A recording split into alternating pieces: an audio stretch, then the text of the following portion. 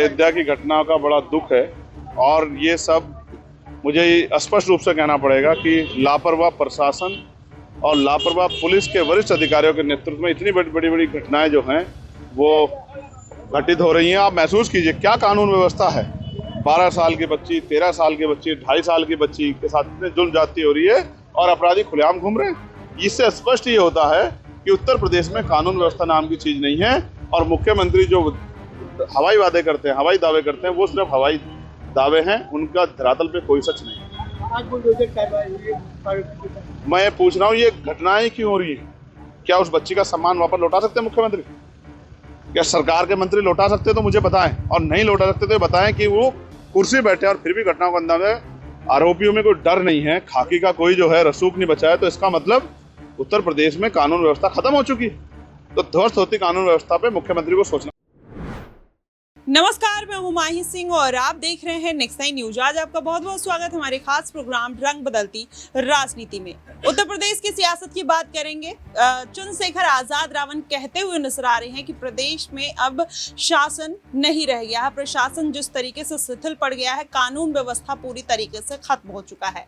वहीं संजय निषाद अखिलेश यादव पर ठीकरा फोड़ते हुए नजर आए। मोइन खान का मुद्दा अयोध्या का जिस तरीके से निकलकर सामने आ रहा है, कहीं ना कहीं अखिलेश यादव पूरी तरीके से घिरते हुए नजर आ रहे हैं। वहीं अगर बात करें तो योगी का खेमा कहीं ना कहीं अब अखिलेश यादव के ऊपर भारी पड़ता हुआ नजर आ रहा है। मायावती भी अपनी प्रतिक्रिया देती हैं। चंद्रशेखर आजाद रावण भी खुलकर कहीं ना कहीं अखिलेश यादव को ब्लेम करते हुए नहीं नजर आते हैं। योगी आदित्यनाथ के शासन और प्रशासन को लेकर कहीं ना कहीं उंगली उठाते हुए नजर आते हैं। आज मोइन खान के मुद्दे पर चर्चा करेंगे कि किस तरीके से ये पूरा मामला गर्माता हुआ नजर आ रहा है। एक 12 साल की बच्ची से इस तरीके का घिनौना अपराध करना क्या अखिलेश यादव के लिए खतरनाक हो सकता है? उनकी पार्टी पर संकट या उपचुनाव में उनको किसी भी तरीके का चुनावी नुकसान देखने की संभावना है। आज इन्हीं तमाम मुद्दों पर चर्चा करेंगे। अपने न्यूज रूम में मौजूद है हमारे साथ राहुल मौजूद हैं।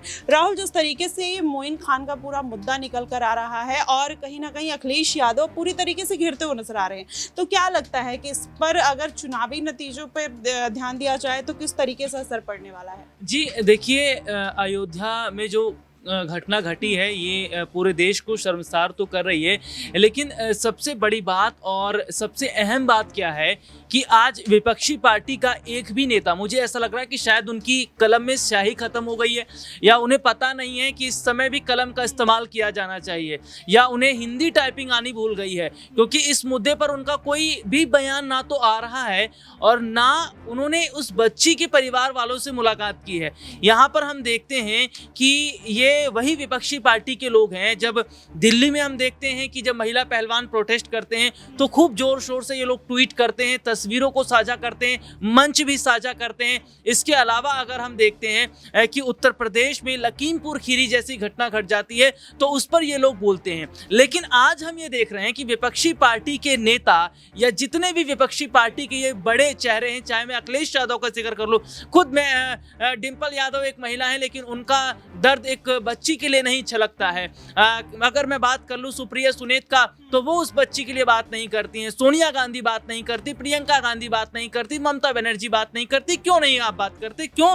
क्योंकि आपको डर है। अगर आपने जरा सा कुछ बोला, मुसलमान वोट बैंक आपके हाथ से चला जाएगा। इस देश की सबसे खराब पॉलिसी यही है कि देश में जो घटनाएं घट जाती हैं वो मुद्दा अगर मुसलमान से जुड़ा हुआ है, हिंदू से जुड़ा हुआ है, देखिए हिंदू वोट बैंक मिल जाएगा, उन्हें इसका कोई डर नहीं है, लेकिन मुसलमान वोट बैंक नहीं जाना चाहिए, दलित वोट बैंक नहीं जाना चाहिए। और ये वोट बैंक की राजनीति खेलना ये विपक्षी पार्टियों की बहुत पुरानी आदत है। लेकिन उत्तर प्रदेश में ये बात भूल गए मोइन खान जैसे तमाम अपराधी ये बात भूल रहे हैं कि वो किस राज्य में रह रहे हैं। ये वो राज्य नहीं है जहां पर मुकदमे लंबे खींच दिए जाते हैं।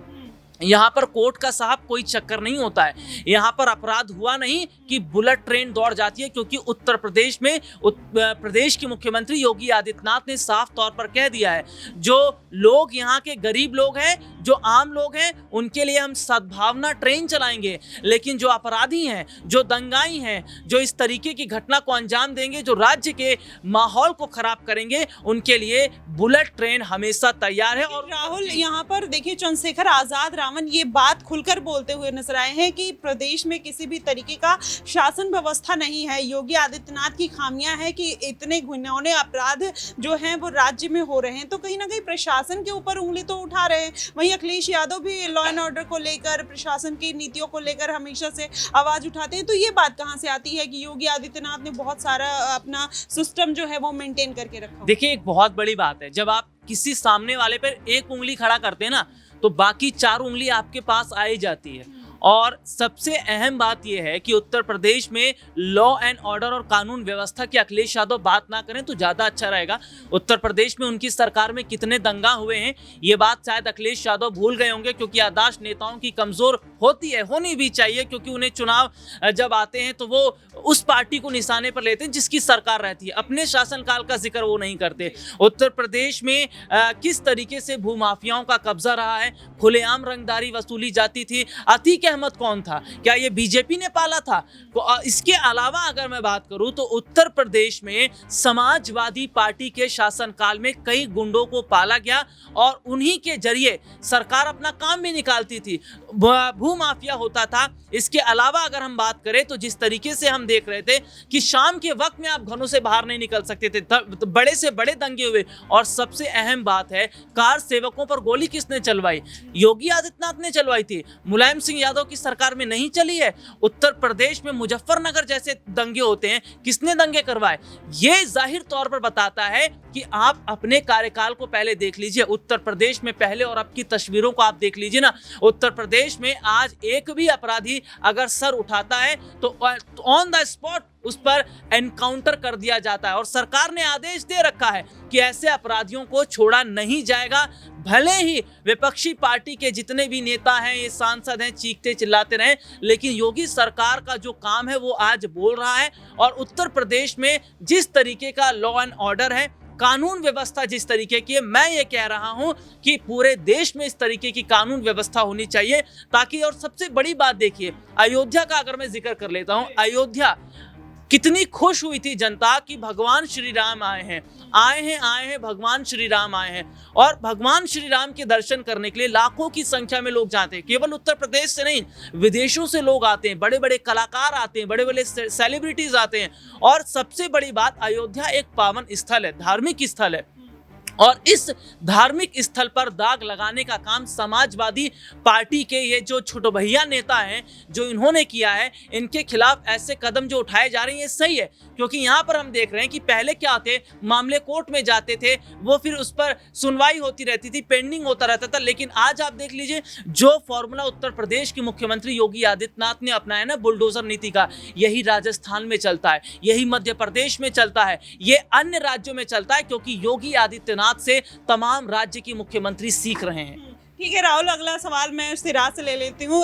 सिराज, जैसा आपने सुना कि राहुल ये बात कहते हुए नजर आ रहे हैं कि जो बुलडोजर नीति है वो कहीं ना कहीं सही है, और उसकी वजह से उत्तर प्रदेश में जो क्राइम रेट है वो कम हुआ है, लॉ एंड ऑर्डर मेंटेन हुआ है। और मोइन खान का जो मुद्दा है, और सपा पार्टी में हमेशा से ये कहीं ना कहीं इल्जाम लगते हुए नजर आए कि जितने भी गुंडे मवाली हैं वो सपा पार्टी में शामिल है। तो क्या कहना कुछ चाहेंगे इस पर? जी देखिए, सबसे पहली जो अयोध्या में जो घटना देखने को मिली है, नाबालिग के साथ जो दुष्कर्म का मामला सामने आया है, ये पूरी तरीके से खतरनाक है और निंदनीय है। और जो भी कानूनी तौर पे कार्रवाई होनी चाहिए, सख्त से सख्त कानूनी कार्रवाई होनी चाहिए, जिससे कहीं ना कहीं ये तमाम तरह की जो घटनाएं हैं वो दोबारा ना हो। और जिस तरीके से हमारे सहयोगी ने तमाम तरह के दावे किए, तमाम तरह की बातें कही, मैं काफ़ी हद तक जो है इससे असहमत हूँ। क्योंकि देखिए, जिस तरीके से हमारे सहयोगी ने कहा कि पहले तारीखों पर तारीखें लगती थी, अदालतों का चक्कर लगता था, तो क्या अदालतें नहीं होनी चाहिए? क्या इस देश में अब अदालतों की जरूरत नहीं? ये पहला सवाल है। दूसरी तरफ देखा जाए तो समाजवादी पार्टी हो या फिर आरजेडी, जेडीयू या भारतीय जनता पार्टी हो, कोई भी पार्टी हो,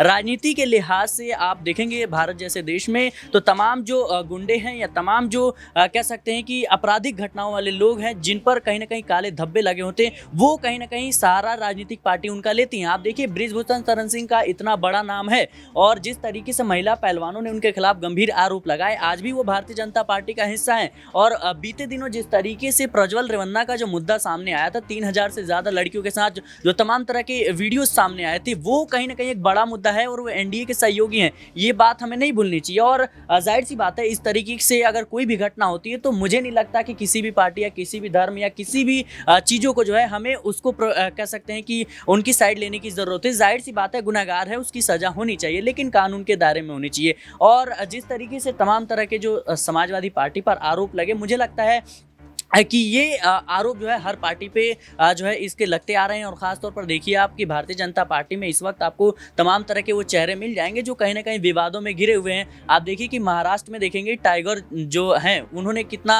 विवादित तमाम तरह के जो कह सकते हैं बयान देते हैं और तमाम तरह के हिंसक फैलाते हैं। इसी तरह से आप देखेंगे प्रज्वल रेवन्ना का वीडियो आया, बृजभूषण शरण सिंह का वीडियो आया, अजय मिश्र टेनी जिस तरीके से किसानों का कुचलने का मुद्दा है। तो मुझे लगता है ये तमाम मुद्दे हैं जिसको लेकर के चिंतन मंथन करने की ज़रूरत है सरकार को भी और विपक्ष को भी, क्योंकि विपक्ष जिस तरीके से अखिलेश यादव का जो बयान सामने आया है कि आप इनका जो है डीएनए टेस्ट करवाइए और जो न्यायिक कार्रवाई हो, इससे लगता है कि कहीं ना कहीं अखिलेश यादव नरम तेवर अपना रहे हैं और प्रोटेक्शन करने की कोशिश कर रहे हैं। और मुझे लगता है ये सबसे गिरी हुई राजनीति हो सकती है इस देश के लिहाज से, क्योंकि जो भी महिला के साथ जो घटनाएं देखने को मिली ये अपने आप में मुझे लगता है कि काफ़ी ज़्यादा खतरनाक है। और दूसरे लिहाज से देखा जाए तो जो समाजवादी पार्टी के या तमाम विपक्ष के नेता इस बात की दुहाई देते हैं कि कहीं ना कहीं आपके सरकार में क्या हुआ, फिर आप, तो मुझे लगता है भारतीय जनता पार्टी की जब रणनीतियों पर सवाल उठते हैं या फिर समाजवादी पार्टी की रणनीतियों पर सवाल उठते हैं कि आपकी फिर आज यहाँ पर मुद्दा ये होना चाहिए कि जिसके साथ गलत हुआ उसको कड़ी से कड़ी कार्रवाई मिलनी चाहिए। किसके राज में क्या हुआ, किसके समय में क्या हुआ, मैं वही बात कर रहा हूँ कि अगर मान लीजिए आज भारतीय जनता पार्टी सत्ता में है और उसके कार्यकाल में इन तरीके से जो है घटनाएं, खतरनाक सी घटनाएं जो देखने को मिलती है और जब उनसे जवाबदेही तय की जाती है, तो ये कहना कि आपकी सत्ता में भी ये हुआ था, तो मुझे लगता है ये गैर जिम्मेदाराना बयान है। और आपको सत्ता में परिवर्तन इसीलिए हुआ है क्योंकि जनता उससे परेशान थी, उन नीतियों के खिलाफ थी और इसीलिए सुधार के लिए जनता ने आपको सत्ता की कुर्सी आपके हाथ में सौंपी है। तो मुझे लगता है इन तमाम तरह के बयानों से राजनीति जो है साधी जा रही है और ये गैर जिम्मेदाराना बयान है इस तरीके से। और खास तौर पर देखिए तो इन तरह की घटनाओं पे इस तरीके से बयान देना, मुझे लगता है ये काफी ज्यादा निचले स्तर की राजनीति है और ये तमाम जो चीजें हैं वो ऐसी नहीं होनी चाहिए। जी बिल्कुल, ये तमाम चीज़ें कहीं ना कहीं ऐसे नहीं होनी चाहिए। लेकिन अब ये सवाल बनता है कि अगर भारतीय जनता पार्टी इन तमाम मुद्दों को साथ लेती है तो अयोध्या का ये पूरा मैटर है और कहीं ना कहीं मिल्कीपुर और कटहरी सीट है उसी के क्षेत्र के आसपास आती है, तो इस बार के उपचुनाव में उन सीटों पर क्या असर पड़ेगा। अगला सवाल मेरा आश्रुति से रहेगा। आश्रुति, क्या लगता है कि ये जो पूरा मुद्दा निकल कर आया है इसमें अगर देखा जाए तो अखिलेश यादव को कितना नुकसान हो सकता है, क्योंकि अवधेश प्रसाद भी इस पर अपनी बयानबाजी करते हुए नजर आए कि जो भी अपराधी है उसको सजा दी जाएगी। वहीं अखिलेश यादव भी कहते हैं डीएनए टेस्ट करवा लीजिए। मायावती तमाम तरीके का उन पर कहीं ना कहीं ढाबा बोलती हैं कि पीडीए का केवल एक नाम मात्र का है। संजय निषाद ये बात कहते हुए नजर आते हैं कि उनको फांसी की सजा होनी चाहिए। अखिलेश यादव केवल पीडीए का जो नारा है वो जनता को गुमराह करने के लिए दे रहे हैं। तो इन सब का क्या असर पड़ने वाला है जो तमाम नेता एक दूसरे के ऊपर बयानबाजी करते हुए नजर आ रहे हैं? देखिए, कहीं ना कहीं जो ये घटना हुई है, आप देखिए कहीं ना कहीं बेहद गंभीर घटना है, बेहद निंदनीय है ये घटना, क्योंकि अयोध्या जैसी जगह पर, अयोध्या जैसे क्षेत्र में, अयोध्या जैसे राज्य में जिस हिसाब से कहीं ना कहीं ये घटना हुई है उस जगह हुई है जहां पर आज से कुछ महीने पहले भगवान राम का वास हुआ था, जहां की जनता सबसे ज्यादा खुश थी कि भगवान राम 500 वर्षों के बाद हमारे बीच एक बार फिर से आकर वास कर चुके हैं। और वहीं के एक समाजवादी पार्टी के नेता ने, आप देखिए यहाँ पर धर्म का मुद्दा कहीं ना कहीं सबसे ज्यादा अब उठता नजर आएगा, क्योंकि समाजवादी पार्टी के नेता मोइन खान जो कहीं ना कहीं अवधेश प्रसाद के साथ जब चुनावी रैलियां अयोध्या में होती थी, कहीं ना कहीं जब अवधेश प्रसाद को जिताने के लिए समाजवादी पार्टी ने उन पर दाव चला था, तो सबसे ज्यादा मोइन खान उनके साथ चुनावी रैलियों में देखा करते थे। और तब एक ऐसा समीकरण बना था कि समाजवादी पार्टी जो इस एमवाय रणनीति के साथ, यानी मुस्लिम और यादव वोटर्स को साधने की रणनीति के साथ चल रही है, उसमें मोइन खान सबसे, आप देखें कहीं ना कहीं एक अहम चेहरा बनकर उभरे हैं। लेकिन इस समय आप देखें जो कहीं ना कहीं घटना हो रखी है, और सबसे बड़ी बात, अखिलेश यादव इस समय आखिर क्यों चुप है, ये बहुत बड़ा सवाल है कि अखिलेश यादव ने अभी तक चुप्पी क्यों साधी हुई। अखिलेश यादव बयान तो बहुत दे रहे हैं, मायावती जब उनसे पूछती है, उनसे कहती है कि आखिर डीएनए टेस्ट, ये जो समाजवादी पार्टी के तमाम नेता हैं इनमें डीएनए टेस्ट कराकर देखिए, तो अखिलेश यादव अभी तक कोई बयान क्यों नहीं दे रहे। पोस्ट तो आप देखें जिस हिसाब से अब एक्सपर्ट तमाम पोस्ट करते नजर आ रहे हैं, आपने नाबालिग के साथ रेप हुआ उसकी घटना आपने कहीं ना कहीं बताई, लेकिन आपने अपने मुख से मोइन खान का नाम नहीं लिया। क्यों नहीं लिया? क्योंकि आपको पता है कि आपके हाथ से जो वोट बैंक है वो कहीं ना कहीं छटता नजर आएगा। यादव वोट बैंक तो आप पूर्ण तरह से साध लेते हैं, मुस्लिम वोट बैंक को आपको पता है अगर आप नहीं साध पाएंगे तो भारतीय जनता पार्टी चुटकी में कहीं ना कहीं आपका मुस्लिम वोट बैंक साध कर ले जाएगी। और अयोध्या जैसी जगह पर जहां पर इस बार खुद जनता ने अब एक तरह से धर्म का मुद्दा उठाकर ही तब भी आप देखिए जिस हिसाब से समाजवादी पार्टी को जीत दर्ज कराई है, भारतीय जनता पार्टी के लिए तो आप देखिए कहीं ना कहीं मुसीबत थी ही, लेकिन अब कहीं ना कहीं वो जो की पूरी घटना है, वो जो मुसीबत है, वो समाजवादी पार्टी के आगे आकर खड़ी हो गई और ये इसका प्रभाव समाजवादी पार्टी को बिल्कुल झेलना पड़ेगा। और जिस हिसाब से अब उपचुनाव है, आप देखिए मिल्कीपुर की सीट पर, कटेरी की सीट पर जिस हिसाब से आप जिक्र कर रहे हैं, इन सीटों पर अगर अखिलेश यादव सोच समझकर प्रत्याशी उतारेंगे तो ये सीटें कहीं ना कहीं सपा के खेमे में जाएंगी। लेकिन अगर एक बार फिर से अखिलेश यादव वही अपनी पुरानी रणनीति चलने का प्रयास करते हैं कि मुस्लिम प्रत्याशी पर एक बार फिर से आप यहाँ पर दाव चल दें, आपके हाथ से अयोध्या की सीट, अयोध्या में जिस हिसाब से इस बार कुछ सीटों पर जो उपचुनाव है, ये सीट आपके हाथ से पूरी तरह से ले ली जाएगी और इसका पूरा प्रभाव अब उत्तर प्रदेश के 27 के विधानसभा चुनाव में देखने को मिलेगा। जी, इसका प्रभाव कहीं ना कहीं 2027 के विधानसभा चुनाव में देखने को मिल सकता है। लेकिन वहीं